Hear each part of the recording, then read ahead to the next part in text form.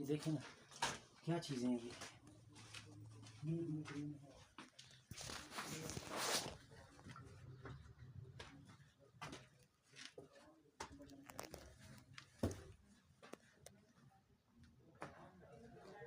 ये इनकी पुरानी चीज़ें हैं।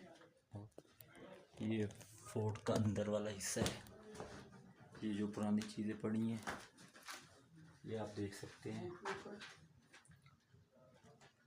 ये पुराने बूट पड़े हैं और ये यहाँ से आप बैर का मंदिर देख सकते हैं। ठीक है, अच्छा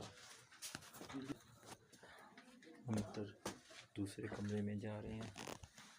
दूसरे कमरे में ये सामान पड़ा है, ये आप देख सकते हैं। ये बहुत पुरानी चीज़ें हैं और यहाँ से हम आपको बैर का मंदिर दिखाएंगे।